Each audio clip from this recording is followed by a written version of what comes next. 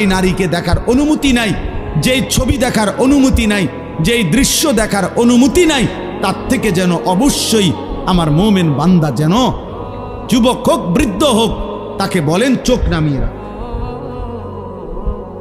ইয়াগুদ্দু মিন আবসারিহিম, সে যেন চোখ নামাবে।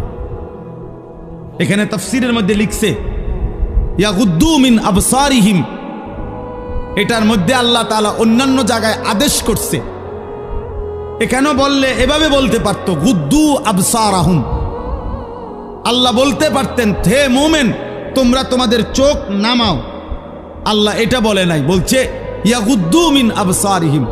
অর্থ হইল তাফসীরের মধ্যে লিখছে আল্লাহ বলতে চাচ্ছে আমার যেই বান্দাই মুমিন, যে মুমিন ইমানদার পুরুষ মাত্রই ইয়াগুদ্দু মিন আবসারিহিম, সে তো হারাম দৃশ্য থেকে চোখ নামাবেই, চোখ নামাবেই, এটা স্বাভাবিক। ও দেখবে কেন? আমি না হারাম করছি, আমি না হারাম করেছি,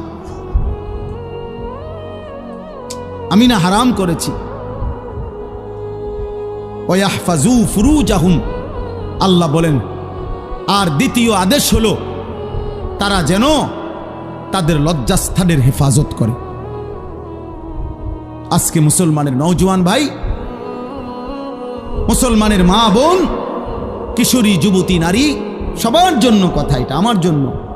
আজ আমাদের সবচেয়ে বেশি গুনাহ আমাদের নজরের গুনাহ, আর এই নজরের কারণেই ধীরে ধীরে প্রত্যেক মানুষ যখন চোখ দিয়ে গুনাহ করে, এই মোবাইলে নারী দেখে, ছবি দেখে, উলঙ্গ দৃশ্য দেখে, হারাম নাজায়েজ ছবি দেখে, রাস্তায় দেখে বেপর্দা বেহায়া নারী দেখে, নিজের আত্মীয় স্বজনের থেকে হোক আর রাস্তার মহিলা হোক, প্রত্যেক মানুষের চোখে যা দেখে হারাম তা অন্তরে আইসা জমা হয়।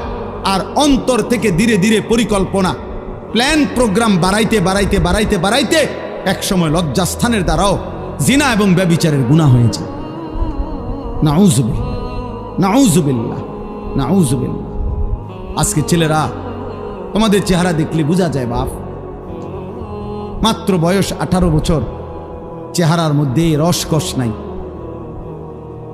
16, 18, 20 বছরের ছেলেদের সাফা ভিতরে ঢুকে গেছে। তোমাদের চুল দেখলে বোঝা যায়, তোমাদের চেহারার বিমর্ষ ভাব দেখলে বোঝা যায় গুনাহ করতে করতে তোমরা ক্লান্ত।